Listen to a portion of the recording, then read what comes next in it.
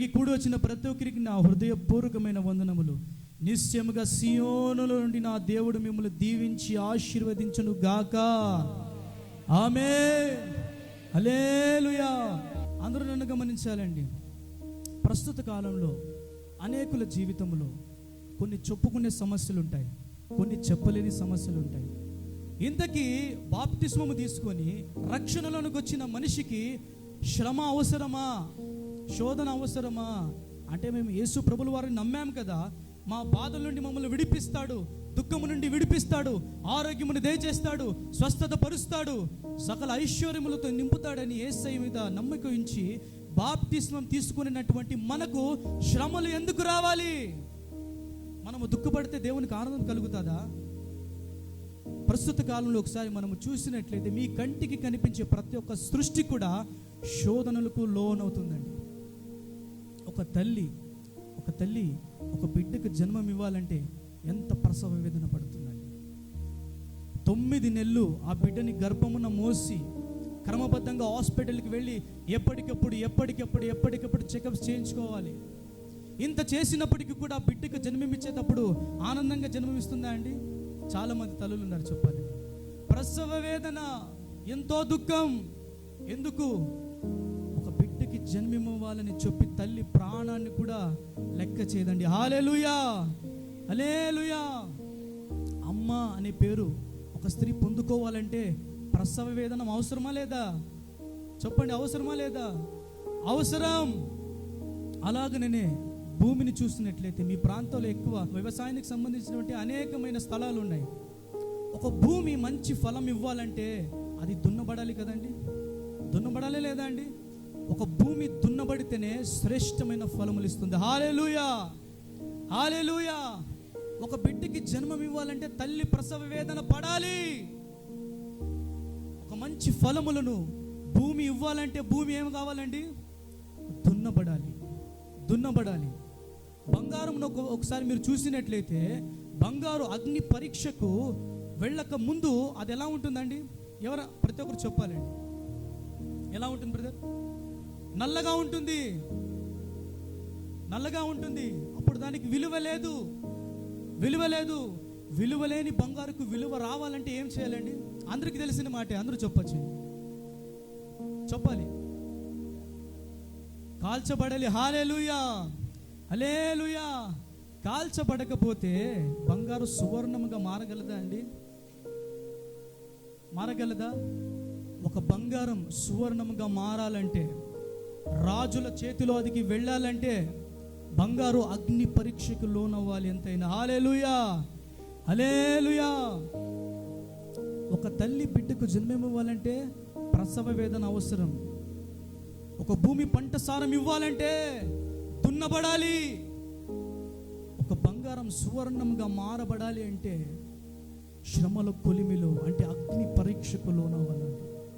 హల్లెలూయా, హల్లెలూయా.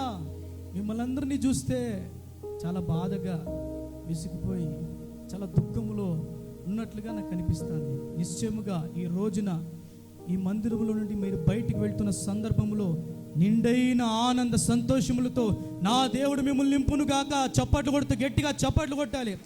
విశ్వసించిన వారు గట్టిగా చప్పట్లు కొడుతూ దేవునికి స్తోత్రం చెల్లించాలి. హల్లెలూయా, హల్లెలూయా.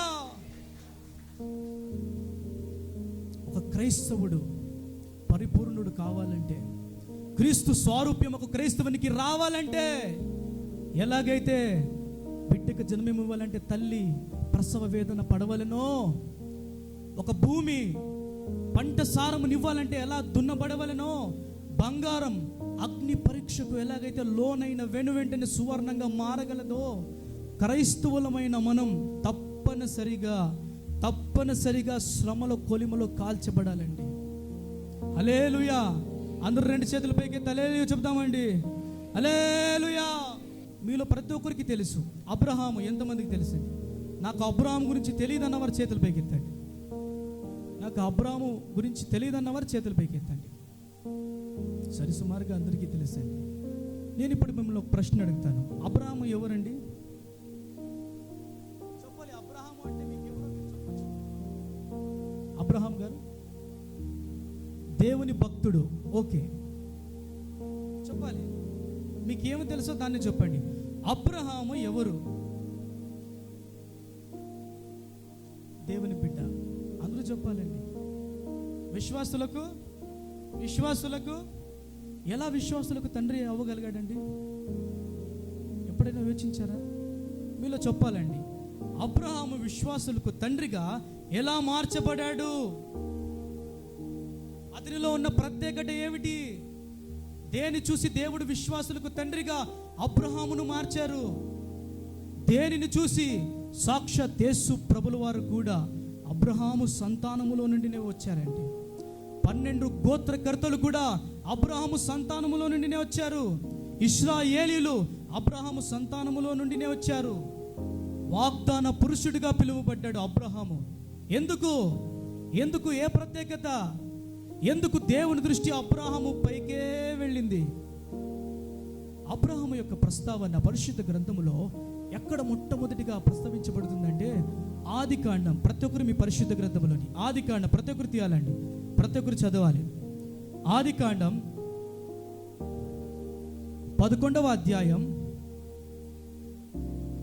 32వ వాక్యం. ప్రతి ఒక్కరు గమనించండి. తెరాహు బ్రతికిన దినములో 205 ఏండ్లు. తెరాహు హారానులో మృతి పొందెను. కంటిన్యూ చేయండి సిస్టర్, చదవండి. యెహోవా నీవు లేచి ఈ దేశము నుండి నీ బంధువుల యొద్ద నుండి నీ తండ్రి ఇంటి నుండి బయలుదేరి నేను నీకు చూపించు చాలండి, దేశమునకు వెళ్ళుము. ఈ వాక్యం భాగంలో చదివినటువంటి వాక్య భాగంలో మీకేమర్థమైంది? ప్రతి ఒక్కరూ చెప్పాలండి. ఇప్పుడు చదివినటువంటి వాక్య భాగంలో మీకేమర్థమైంది? చాలా ప్రాముఖ్యమైనటువంటి ఒక ది బెస్ట్ మ్యాటర్. ఏ సమయంలో ఏ పరిస్థితిలో దేవుడు వాగ్దానం చేస్తున్నారు? ఎప్పుడైనా ప్రశ్న వచ్చిందా అండి? అబ్రహాము తన తండ్రిని కోల్పోయాడండి. అబ్రహాము ఇంటికి పెద్ద తెరాహు మృతి నొందాడు. చనిపోయినటువంటి ఇంటిలోకి వెళ్ళి ఆ ఇంటిలో ఉన్నటువంటి బంధుమిత్రులకి మీరెంత సమాధానం చెప్పినా వారు ఓదార్పు నొందుతారండి? ఓదార్పు నొందుతారా? ఎంత ఆదరణ కలిగించే మాట చెప్పినప్పటికీ కూడా అదే శోక సంద్రములో ఉంటారు, అదే వ్యక్తి గుర్తుకొస్తారు. ఎందుకంటే మనలో ఒకరిగా ఉన్నటువంటి ఒక బంధు రక్త సంబంధి మృతి నొందితే ఎవరు కూడా జీర్ణించుకోలేరండి. మీరు జీర్ణించుకోగలరా అండి? అదే ఆలోచన శోక సంద్రములో ఒక మనిషి వెళ్తాడు. అబ్రహాముకు కూడా ఇదే పరిస్థితి వచ్చింది. హారాను అనేటువంటి ప్రాంతములో తన తండ్రిని కోల్పోయాడు అబ్రహాము. అదే సమయంలో దేవుడు వాగ్దానం చేస్తున్నాడు. ఏమని? నేను నీకు చూపించబో దేశమునకు నువ్వు వెళ్ళాలి. You have to go to the promised land. దేవుడు చెప్తున్నారండి. ఇప్పుడు మీరు చెప్పండి, అబ్రహాము ఏమని చెప్పాలా? అబ్రహాము ఒక అన్యుడు. అప్పుడు మొట్టమొదటిసారిగా దేవుని మాటలను వింటున్నాడు. ఈ పరిస్థితుల్లో అబ్రహాము ఏమనాలి? అయ్యా, నా తండ్రిని ఎందుకు తీసుకున్నావయ్యా అని ప్రశ్నించాలా వద్దా అండి? కుటుంబ పెద్దని కోల్పోయాడండి అబ్రహాము. శోక సంద్రములో ఉన్నాడు. అదే సమయాన దేవుడు వాగ్దానం చేస్తున్నాడు, నువ్వు నీ తండ్రి ఇంటిని విడిచిపెట్టి నేను నీకు చూపించు దేశమునకు వెళ్ళాలి. అబ్రహాము ఏం చేశాడండి? ఇక్కడ లోబడ్డా? ఎదిరించాడా? లోబడ్డాడండి. అబ్రహాములో ఉన్నటువంటి శ్రేష్టమైన గుణం ఏమిటంటే శ్రమలను చూడలేదు, కష్టములను చూడలేదు, తన పరిస్థితిని చూడలేదు. వాగ్దానం చేసిన దేవుని చూస్తారు. గట్టిగా చప్పట్లు కొడుతూ యేసయ్య నామమును మహిమపరచుదాం. హల్లెలూయా, హల్లెలూయా. ప్రభునందు ప్రియులారా, మీ జీవితంలో అనేకమైన ఇబ్బందులు మీ జీవితంలో ఖచ్చితంగా వస్తాయి. నాకు శోధనే లేదు, నాకు శ్రమనే రాలేదు, నేను సంతోషంగా ఉన్నాను అన్నవారు చేతులు పైకెత్తారా అండి? జీవితంలో నేను శ్రమను కూడా చూడలేదు ఇప్పటి వరకు అన్నవారు. ప్రతి ఒక్కరికి ఒకటి కాకపోతే ఒకటి ఖచ్చితంగా వస్తుంది కదండి. ఎందుకంటే మనం మానవులం. ఒకప్పుడు దేవుడు సౌఖ్యంగా, ఆరోగ్యకరంగా, శ్రేష్ఠ దేవుని సన్నిధానంలో నివసించేటువంటి భాగ్యాన్ని ఎప్పుడైతే అవ్వ ఆదాము దేవుడు చెప్పిన మాటను వ్యతిరేకించి తినవద్దు అని చెప్పిన వృక్ష ఫలమును తిన్నారో అప్పుడే శ్రమ, శాపం అనేది భూమి మీదకి వచ్చిందండి. ప్రతి ఒక్క మనిషి శోధన గుండా వెళ్తాడు, ప్రతి ఒక్క మనిషి శ్రమల గుండా వెళ్తాడు. క్రైస్తవుడు తప్పనిసరిగా శ్రమల గుండా ప్రయాణిస్తాడండి. నిరంతరము శ్రమలే ఉంటాయా? కష్టాలే ఉంటాయా? అబ్రహాము యొక్క ప్రయాణం ఒక శ్రమతోనే ఆరంభమైంది, ఒక శోధనతోనే. తన తండ్రిని కోల్పోయాడు. అదే సమయంలో దేవుని వాక్కు వచ్చింది. దేవుని వాక్కును అంగీకరించాడా, ఎదిరించాడా? లోబడ్డాడా, ఎదిరించాడా అండి? లోబడ్డాడు. అదే ఆదికాండంలోని 21వ అధ్యాయం 2వ వాక్యం నుండి 3వ వాక్యం వరకు ఎవరైనా చదివి వినిపిస్తారండి. దేవుడు అబ్రహాముతో చెప్పిన నిర్ణయ కాలములో శారా గర్భవతి అయి అతనికి ముసలితనమందు, చాలండి, అతనికి కుమారుని కానీ నువ్వు అందరూ గట్టిగా చప్పట్లు కొడితే యేసయ్య నామాన్ని మహిమపరచండి. బిగ్గరగా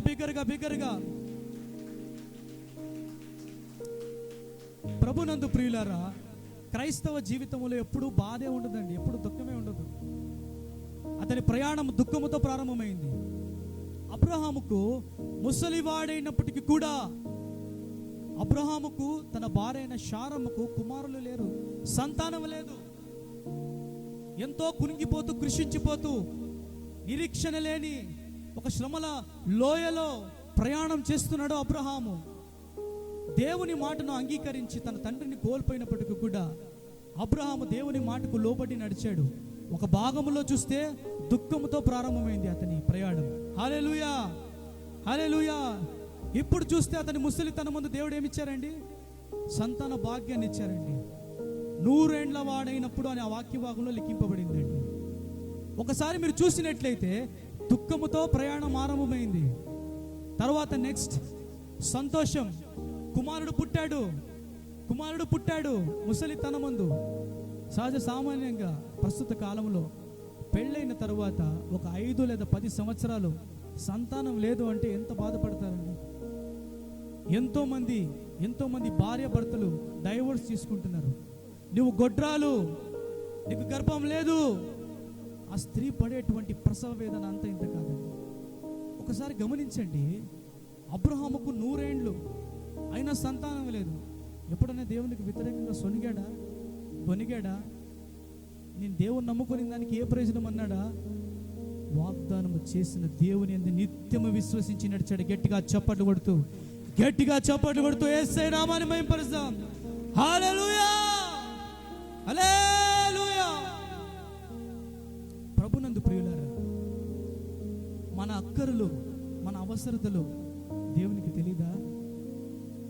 మీ కుటుంబంలో మీ కుమారులు, మీ కూతుర్లు ఉంటారండి. ఏ సమయంలో వారికి ఆహారం పెట్టాలో తల్లి అయిన వారికి తెలియదా? ఏ సమయంలో వారికి ఫీజు కట్టాలో, వారికి ఏ బట్టలు కొనిపెట్టాలో తండ్రులకు తెలీదా? ఒక మనుషులైన మనకి ఎంత బాధ్యత ఉంటే, మన కోసం రక్తం కార్చి ప్రాణం పెట్టి సింహాసనాన్ని విడిచి మట్టి మనిషిగా ఈ లోకానికి వచ్చిన మన యేసయ్యకి అంతకంటే బాధ్యత ఎక్కువ ఉంటుంది. గట్టిగా చప్పట్లు కొడుతూ యేసయ్య నామాన్ని మహిమపరుస్తామండి. నీ బాధను నా దేవుడు చూస్తున్నాడు. మనుషులు చూడకపోవచ్చు. ఒకవేళ నీ సమస్య ఏదో నాకైతే తెలియదు, కానీ నేటి దినమున ఆత్మ దేవుడు నేరుగా నీతోనే మాట్లాడుతున్నాడు. నీవు పడుతున్న ప్రయాసను నేను చూశానని దేవుడు నీతోనే మాట్లాడుతున్నాడు. నీ కన్నీరును మనుషులు చూడలేకపోవచ్చేమో, కానీ నీ ప్రతి ఒక్క కన్నీటి బిందు నా పొడ్డిలో ఉంచబడి ఉన్నది. గట్టిగా చప్పట్లు కొడుతూ యేసయ్య నామాన్ని మహిమపరుస్తాం. హల్లెలూయా. అబ్రహాము ప్రయాణం ఎలా ప్రారంభమైందండి? దుఃఖంతో. అదైన తర్వాత నెక్స్ట్ ఏం జరిగింది? సంతోషం. మొట్టమొదటిగా దుఃఖం, రెండవదిగా, మూడవదిగా ఒకసారి మీరు చూసినట్లయితే ఆదికాండం 22వ అధ్యాయం 1వ వాక్యం నుండి 2వ వాక్యం వరకు చదివి వినిపిస్తారండి.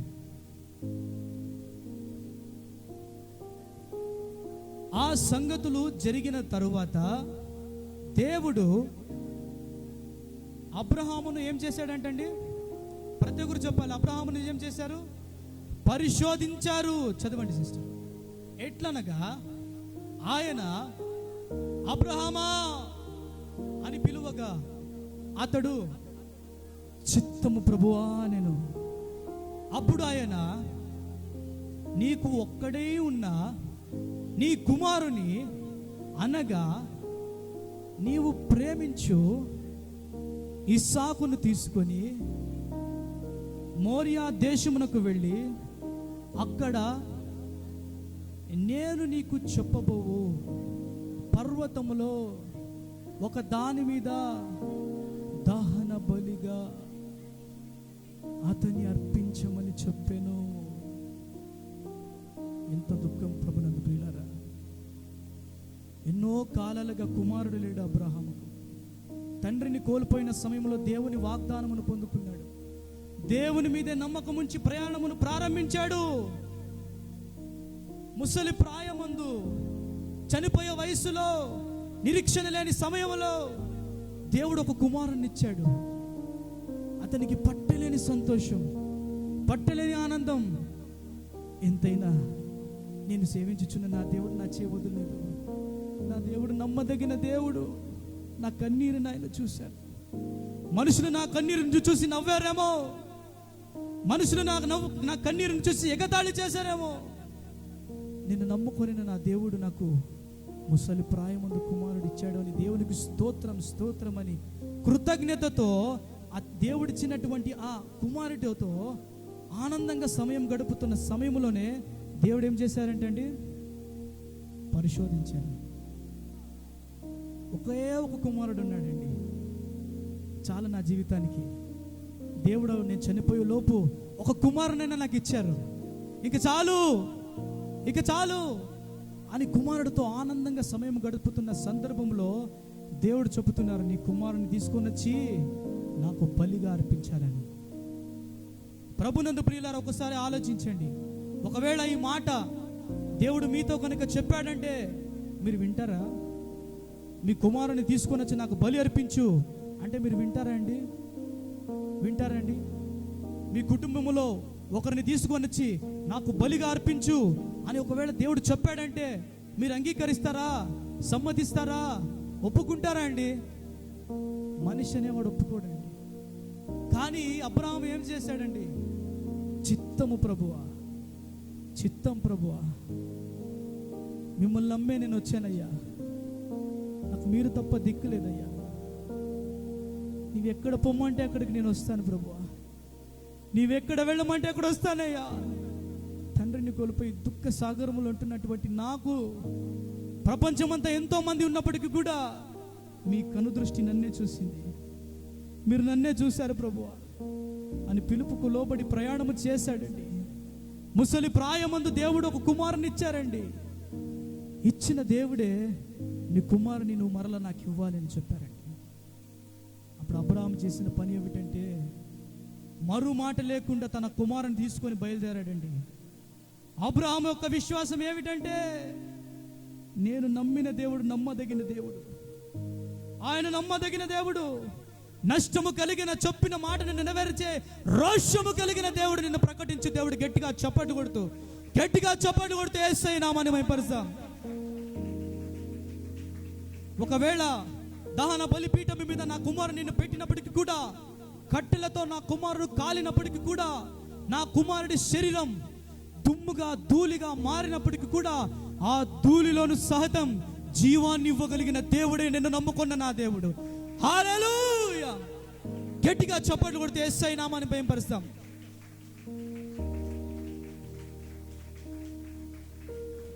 ఇప్పుడు మీరు చెప్పండి, విశ్వాసులకు తండ్రిగా అవుటకు అబ్రహాముకు అర్హత ఉందా? అర్హత ఉందా అండి? అర్హత ఉందా అండి? తన సర్వస్వమైన కుమారునికి సైతం లెక్క చేయకుండా దేవునికి అర్పించారండి. కానీ అక్కడ జరిగిన సంగతి ఏమిటంటే, చదువుతారండి, ఆదికాండం 22వ అధ్యాయం 16వ వాక్యం. నీవు అందరూ గమనించాలి, నీకు ఒక్కడైన కుమారుని వెనుదీయక ఆ కార్యము చేసినందున నేను నిన్ను ఆశీర్వదించి ఆకాశ నక్షత్రం వలె సముద్ర తీరమందలి ఇసుక వలెను నీ సంతానమును నిశ్చయముగా విస్తరింపజేసేదను. హల్లెలూయా. అబ్రాహామేమో దేవుని మాటకు లోబడి తన కుమారుని తీసుకొని వెళ్ళి కట్టెల మీద పెట్టాడు. పెట్టిన వెంటనే ఆకాశం నుండి స్వరం వస్తుంది, అబ్రహామా అబ్రహామా, నీవు నా మాటకు లోబడ్డావు, ఆ కుమారుని నువ్వు బలి ఇవ్వడానికి వీల్లేదు. నేను నిన్ను ఆశీర్వదిస్తాను, నేను నిన్ను దీవిస్తాను. మామూలుగా కాదు, ఆకాశ నక్షత్రం వలె నీ సంతానం ఉండబోతుంది.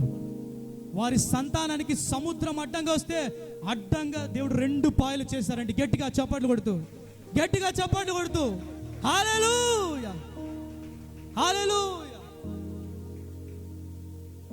ఇప్పుడు అబ్రహాము జీవితంలో ఏం జరిగిందండి? సంతోషమా దుఃఖమా? సంతోషం. ప్రతి ఒక్కరు చెప్పాలి. దుఃఖమా? దుఃఖమా? సంతోషం. చెప్తారండి. ఆదికాండం 23వ అధ్యాయం 1వ వాక్యం నుండి 2వ వాక్యం వరకు. శారా జీవించిన కాలము అనగా శారా బ్రతికిన, మైక్ తీసుకొచ్చాను సిస్టర్, ఫస్ట్ నుంచి చదువు. శారా జీవించిన కాలము అనగా శారా బ్రతికిన ఏండ్లు 127. చదవండి.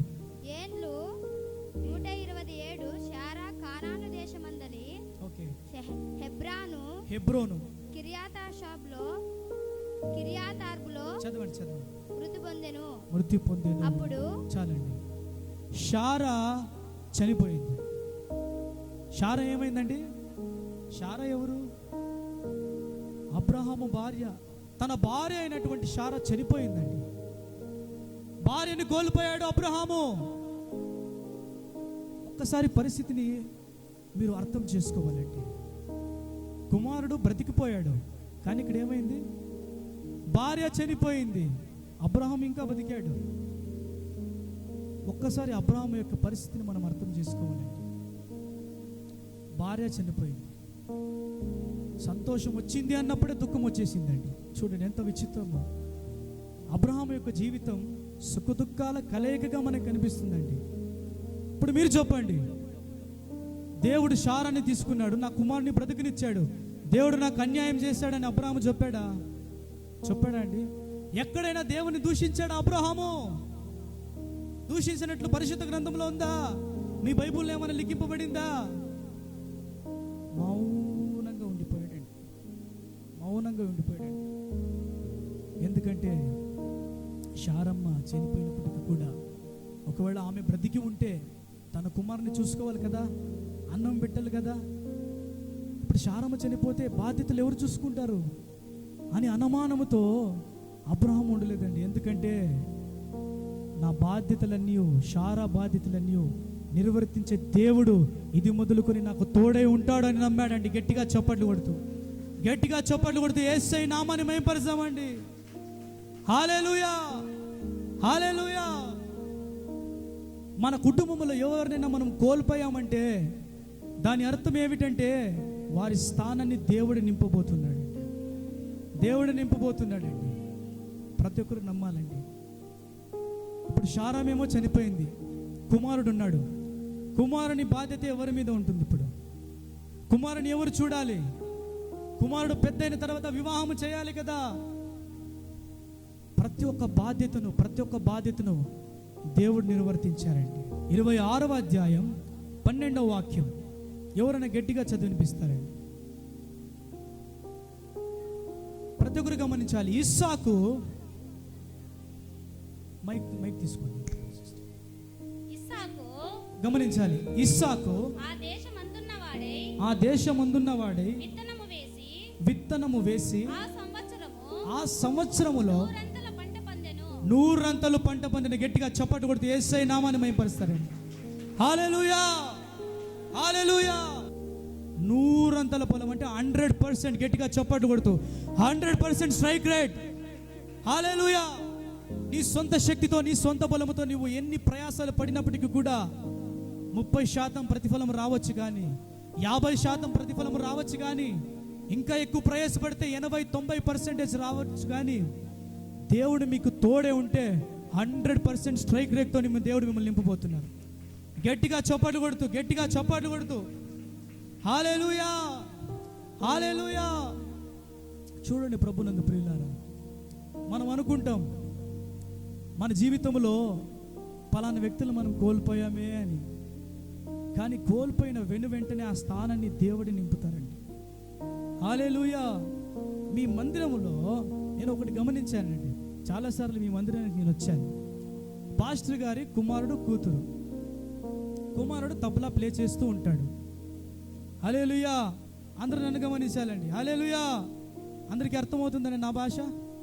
హల్లెలూయా. పాస్టర్ గారి కుమారుడు తబలా ప్లే చేస్తూ ఉంటాడు. మీరు పాటలు పాడతారు, విశ్వాసులైన వారు. ప్లే చేస్తూ ఉన్నప్పుడు సడన్గా పాస్టర్ గారు, రే ఇటురా, ఇక్కడ కొంచెం పనుంది చూసుకో అన్నప్పుడు కుమారుడు ఏం చేస్తాడు? పరిగెత్తుకొని పోతాడా, లేకుంటే నాన్న 2 పాటలు కొట్టిన తర్వాత వస్తానంటాడా? పరిగెత్తుకొని పోతాడా లేదా అండి? మీరందరూ గమనించారు, మీరు చెప్పాలా? నేను ఒక్కసారి గమనించాను అంతే. పరిగెత్తుకొని పోతాడా లేదా? కానీ తబలా ప్లే చేయాలిగా. ఆ కుమారుడు బయటికి వెళ్ళిన తక్షణమే వారి అక్క వచ్చి ప్లే చేస్తుందండి. చప్పట్లు కొట్టాలండి. ఒక్కసారి గమనించండి. ఇక్కడ దీని అర్థం నాకు ఏమర్థమైందంటే, దేవుడు ఉదయాన్న దీన్నే నా కంటికి తీసుకొని వస్తూ ఉంటున్నారండి. ఈ మందిరాన్ని బట్టి ఆలోచన చేస్తున్నప్పుడు పాస్టర్ అమ్మ గారు కూడా మందిరంలో పాస్టర్ గారు ఎలా అయితే కుమారుని పిలిచారో అలాగే దేవుని పిలుపు పొందుకొని వెళ్ళిపోయారు. ఇప్పుడు ఆ స్థానంలోనికి ఎవరు వస్తారో తెలుసా? దేవుడే దిగి రాబోతున్నారు. ఇది మొదలుకొని మీ పరిచర్య కుడి ఎడమల విస్తరించును గాక, కృప కలుగును గాక, ఆశీర్వాదం కలుగును గాక. అనేక మందిరాలు ఆంధ్రప్రదేశ్లో ఈ మందిరం ద్వారా కట్టబడును గాక. దైవ సేవకులకు మునుపెన్నడు చవి చూడనటువంటి గొప్ప ఆశీర్వాదముతో నా దేవుడు నింపబోతున్నారు. ఇది వాగ్దానం. ఆత్మదేవుడు చేస్తున్న వాగ్దానం. అబ్రాహాము విశ్వాసముతో ఉన్నాడు కాబట్టే విశ్వాసులకు తండ్రిగా మార్చబడ్డాడు. ఒక సహోదరి తన తమ్ముడు వెళ్ళిన తక్షణమే ఆ బాధ్యతను నేను నిర్వర్తించాలి, నేను వెళ్ళి తబలా కొట్టాలి అని ఒక మనిషికి ఎంత బాధ్యత ఉంటే, శూన్యములో భూమిని వ్రేలాడదీస్తున్న దేవునికి ఇంకెంత బాధ్యత ఉంటుందండి. హల్లెలూయా. ఇప్పుడు మీ మందిరం మామూలు మందిరం కాదు, పరిశుద్ధాత్ముడే పునాదిగా, పరిశుద్ధాత్ముడే సపోర్ట్గా ఉండే మందిరం మీది. హల్లెలూయా. గట్టిగా చప్పట్లు కొట్టాలి, గట్టిగా చప్పట్లు కొట్టాలి, గట్టిగా చప్పట్లు కొట్టాలి. మీ ద్వారా అనంతపురం పట్టణంలోనే ఒక నూతనమైన ఉద్యమం లేవునుగాక, లేవునుగాక, లేవునుగాక, కృప కలుగునుగాక. ప్రభునందు ప్రియులారా, మీ జీవితంలో సంఘస్థులైన మీకు ఆ కొదువు ఎంతైనా ఉంటుంది. మా ఆత్మీయమైన తల్లి లేదే, మా ఆత్మీయమైన తల్లి లేదే, ఎప్పుడు సంతోషముతో ఆనందంతో పలకరించే మా ఆత్మీయమైన తల్లిని కోల్పోయామే అని మీరు అనుకోవచ్చు. కానీ ప్రభునందు ప్రియులారా, మిమ్మల్ని అనాథగా నా దేవుడు విడిచిపెట్టాడు. మీకు ఆదరణను కలిగించబోతున్నారు, మిమ్మల్ని స్వస్థపరచబోతున్నారు, మీకు ఉపదేశమును దయచేయబోతున్నారు, మీరు నడవలసిన మార్గమును బోధించబోతున్నారు. హల్లెలూయా. సంతోషించి ఆనందించాలి ఇప్పుడు మీరు. హల్లెలూయా, హల్లెలూయా. చదువుతారండి. యాకోబు రాసిన పత్రిక 1వ అధ్యాయం 12వ వాక్యాన్ని చదివి వినిపిస్తారండి. శోధన సహించిన వాడు ధన్యుడు, అతడు శోధనకు నిలిచిన వాడై ప్రభు తన్ను ప్రేమించిన వారికి వాగ్దానము చేసిన జీవ కిరీటమును పొందుకొనును గాక. గట్టిగా చప్పట్లు కొడుతూ యేసయ్య నామమున మహిమపరచండి. హల్లెలూయా, హల్లెలూయా. ఇక్కడ 2 సంగతులు మనం గమనించవచ్చండి. శోధనను సహించాలి, శోధనలో నిలవాలి. శోధనను సహించాలి. తర్వాత శోధనలో నిలవాలి. ప్రభునందు ప్రియులారా, యేసు ప్రభుల వారు ఈ లోకంలో సంచారం చేస్తున్న సమయములో, ఒకానొక సమయములో తన శిష్యులు పడవ మీద ప్రయాణం చేస్తూ వెళ్తున్నప్పుడు హఠాత్తుగా ఒక తుఫాన్ ఎదురవుతుంది. అందరూ నన్ను గమనించాలి. హల్లెలూయా, హల్లెలూయా. తుఫాన్ ఎదురైనప్పుడు వారికి ఆ తుఫానులో యేసు ప్రభుల వారు ఇలా నడుచుకుంటూ వస్తుంటే ఒక దృశ్యం కనిపిస్తుంది. అప్పుడు వారు ఏం చేస్తారు? భూతం భూతం అని ఏం చేస్తారండి? భయపడతారు. భూతం అని భయపడతారు. అప్పుడు యేసు ప్రభుల వారు చెప్తారు, నేనే అని చెప్పినప్పుడు పేతురు ఉన్నారు కదండి. ఎంతమందికి తెలుసండి పేతురు? యేసయ్య శిష్యుడు, అపోస్తలుడు. పేతురు ఏం చేస్తాడండి? ప్రభువా నువ్వే అయితే నేను కూడా సముద్రం మీద నడవాలి అని చెప్తాడు. రమ్మని దేవుడు యేసు ప్రభుల వారు చెప్తారు. అప్పుడు సముద్రం నడుస్తూ మనకు శబ్దం వస్తుందండి. అప్పుడు ఏం చేస్తాడు పేతురు? తుఫానుని చూస్తాడు. ఎవరిని చూడాలి? ఇప్పుడు ఎక్కడ చూస్తున్నాడు? తుఫాను చూస్తున్నాడు. దాని ప్రతిఫలం ఏమైందండి? తుఫాను చూసినందుకు ఏమైంది? మునిగిపోసాగెను. తుఫాను చూడక ముందు నడుస్తున్నాడా? అందరూ నన్ను గమనించాలి. హల్లెలూయా, హల్లెలూయా, హల్లెలూయా. యేసయ్యను చూస్తున్న సందర్భంలో మునిగిపోయాడా? అందరూ చెప్పాలండి, అందరూ పూరించాలి. మునిగిపోయాడా? తుఫాను చూసిన వెంటనే మునిగిపోసాగెను. ప్రభునందు ప్రియులారా, మన జీవితంలో కూడా అంతే. సముద్రం అనేటువంటి లోకంలో మనం ప్రయాణం చేస్తున్నప్పుడు, గాలి శోధనలు మన జీవితంలో ఎదురైనప్పుడు, ఇప్పుడు మీరు చెప్పండి, మనం ఎవరిని చూడాలి? కానీ మనం ఏం చేస్తాం? శోధనలను చూస్తాం, శ్రమను చూస్తాం. అందుకే ఏమైపోతాం? మునిగిపోతాం. ఏమైపోతామండి? అప్పుడు యేసు ప్రభులు వారు ఏం చేస్తారు తెలుసా? తుఫాను చూస్తావా? మునిగిపో. నా మాటకు నువ్వు విధేయత చూపలేదు, మునిగిపో అన్నాడా? యేసు ప్రభుల వారు వచ్చి చేయి పట్టి లేపారండి. గట్టిగా చప్పట్లు కొడుతూ హల్లెలూయా.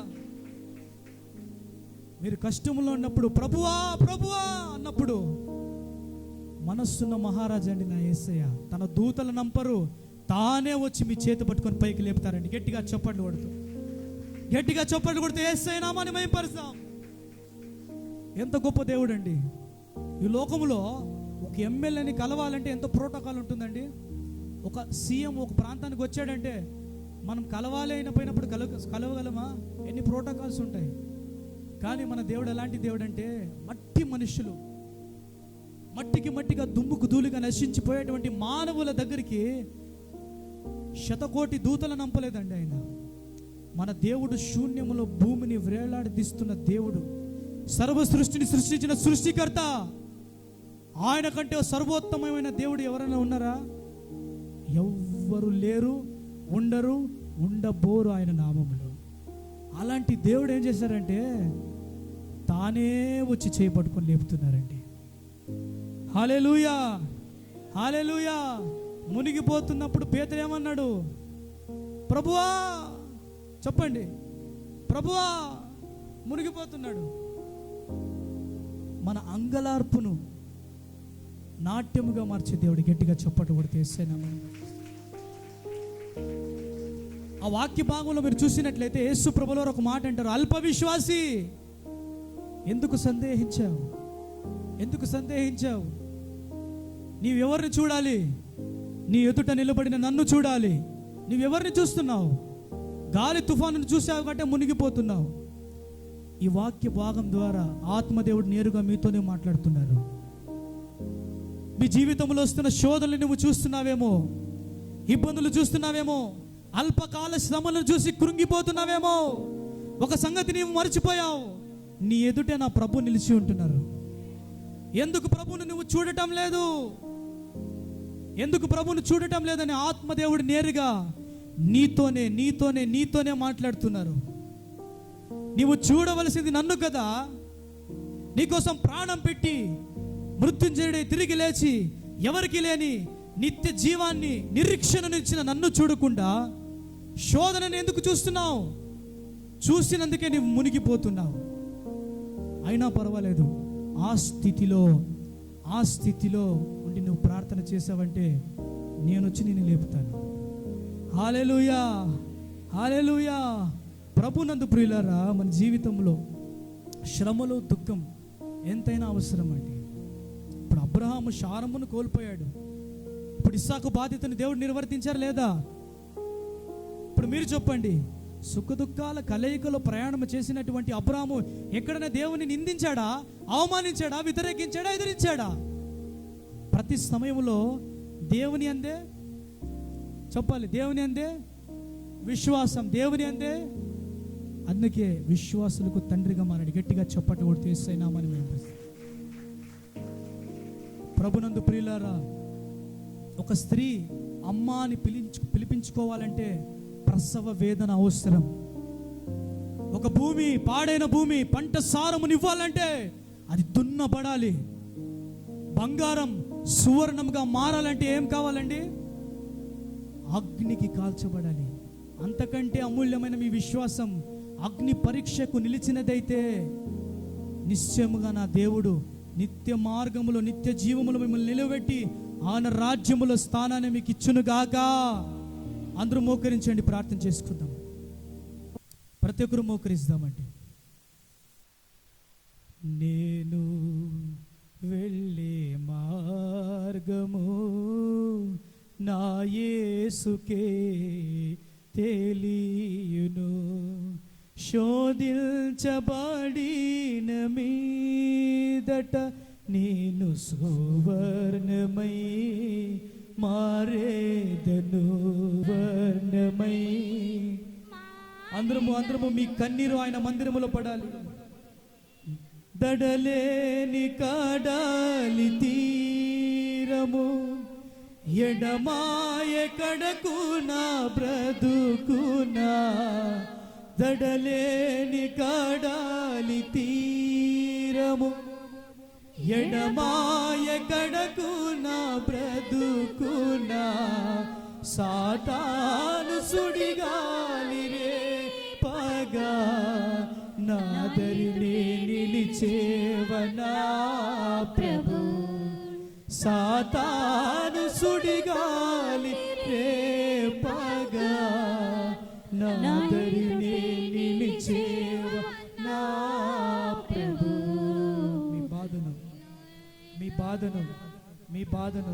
మీ బాధను నా దేవుడు చూస్తున్నారు. ప్రార్థించాలి. ప్రతి ఒక్కరు ప్రార్థించాలి. దేవా, నేటి దినమున నీవు నాతో మాట్లాడినందుకు స్తోత్రములు. అందరూ ప్రార్థించాలి. తిరుమలయ్య దేవా, మీకు స్తోత్రములు. ఎన్ని కష్టాలు వచ్చినా, ఎన్ని నిందలు వచ్చినా, ఎన్ని అవమానాలు వచ్చినా కృపలో నిలబడి ఆ గొప్ప భాగ్యాన్ని దయచేయండి ప్రభువా అని ప్రార్థించండి. అమ్మా ప్రార్థించాలి, సోదరుడా ప్రార్థించాలి. మీ కన్నీరు ఆయన మందిరములో పడాలి. ప్రార్థించండి. మీరు కార్చే కన్నీరు మనుషులకు ఎగతాళిగా ఉండవచ్చు, కానీ మీ కంటిలో కన్నీరు కారుతుంటే పరలోకంలో నా దేవుడు కన్నీరు కారుస్తున్నాడు. నా ప్రియ సోదరుడా, నా సోదరి, ఆయన పరలోకంలో కన్నీరు కారుస్తున్నాడు. ఎవరి కోసం? నీకోసమే. నీవు బాధపడుతుంటే ఆయన బాధపడుతున్నారు. నీవు శ్రమల గుండా ప్రయాణం చేస్తుంటే ఆయన ప్రసవ వేదన పడుతున్నాడు. నా ప్రభు, నీ బాధ నా ప్రభు చూడలేదు అనుకుంటున్నావా? ఆయనకు సమస్తము తెలుసు. ఆయనకున్న పేరు చూచుచున్న దేవుడు. ఆయన నీ బాధను చూశారు. నీ బాధను తొలగించి, నీ అవమానమును తొలగించి, నీ శోక సంద్రమును తొలగించి, నిశ్చయముగా ఇది మొదలుకొని నీ జీవితంలో నా దేవుడు గొప్ప కార్యములు చేయును గాక. నీ నిందకు ప్రతిగా భూదండను నా ప్రభుని మీకు అనుగ్రహించును గాక. నీ కన్నీటికి ప్రతిగా నీ కన్నీరు నాట్యముగా నా ప్రభు పేరిట మారును గాక. స్తోత్రం స్తోత్రం స్తోత్రం స్తోత్రం స్తోత్రం. ఆశ్చర్యకరమైన మా తండ్రి దేవా, నన్ను సంపూర్ణంగా మరుగుపరిచి నీ ప్రజలతో ఏమైతే మాట్లాడాలని ప్రభా మీరు ఉద్దేశించారో సూటిగా స్పష్టంగా నీ ప్రజలతో నీవు మాట్లాడినందుకు స్తోత్రములు నాయనా. నీ ప్రజల యొక్క గాయమును మీరు కట్టినందుకు స్తోత్రములు ప్రభువా. నీ ప్రజల యొక్క బాధను మీరు చూశారు అని మీరు మాట్లాడిన విధమును బట్టి మీకు స్తోత్రములు నాయనా. ఎంతైనా నీవు నమ్మదగిన దేవుడు ప్రభువా. నీ యందు విశ్వాసం వచ్చిన మేము ఎన్నటికి కలవరం చెందము ప్రభువా, ఎన్నటికి కలవరము చెందము ప్రభువా. పక్షిరాజుగా మా బాధ్యతలను మీరే మోస్తున్నారు తండ్రి. మా జీవితంలో కలుగుతున్నటువంటి శ్రమలను చూస్తున్నాము, కానీ మా ఎదుట మీరు నిలుచున్నారనే సంగతిని మేము మర్చిపోయామయ్యా. మమ్మల్ని క్షమించండి నాయనా, మమ్మల్ని క్షమించండి నాయనా. ఎప్పటికీ శ్రమల వైపు మేము చూడము, కానీ మా నిరీక్షణకు కర్తమైన మీ వైపే మేము చూస్తాము. స్తోత్రం స్తోత్రం స్తోత్రం స్తోత్రం స్తోత్రం. పరిశుద్ధాత్ముడా మీకు స్తోత్రం అండి. దేవా, మీ బిడ్డలు ఎవరెవరైతే నిజముగా మొరపెడుతున్నారో వారి ప్రార్థన మీరు ఆలకించి ప్రత్యుత్తరం దయచేస్తున్నందుకు దేవా, నన్ను మరుగుపరిచి మీరు మెరుగుపడినందుకు స్తోత్రములు చెల్లిస్తూ నీ ప్రజల మీదికి ప్రభా, దైవజనుల మీదికి వారి కుటుంబం మీదికి నిత్యము మీ కరుణ కృపాక్షేమములు మీ రాకడ పర్యంతం వరకు నిలిచి ఉండదు కాక. దేవా, మీకే సర్వకోటి ఘనత మహిమ ప్రభావములు చెల్లిస్తూ నజరేయుడైన యేసు అత్యంత పరిశుద్ధమైన నామం పేరిట ప్రార్థించి అడిగి వేడుకొని పొందినాము తండ్రి, ఆమేన్. హల్లెలూయా. మరి మంచి వాక్యాన్ని విన్నాం. నిజంగా విలువైన వాక్యాన్ని డబ్బు పెడితే రాదు, కానీ దేవుడు మన దగ్గర ఉంటే ఖచ్చితంగా వస్తుంది. అలాంటి వాక్యాన్ని నిజంగా మొట్టమొదటిసారిగా మా మందిరంలో ఆశీర్ గారు, నిజంగా చాలా సంతోషం. మేము చాలా రెవరెన్స్ మధ్యలో విన్నాం, కానీ ఇలాంటి వాక్యం వినలేదు. సో నిజంగా ఆశగొన్న ప్రాణాన్ని దేవుడు తృప్తిపరచాలి. నిజంగా ఆయన ఇంకా ఇంకా ఇంకా బాగా వాడబడాలని ఆయన కొరకు ప్రార్థన జ్ఞాపకం చేసుకుందాం.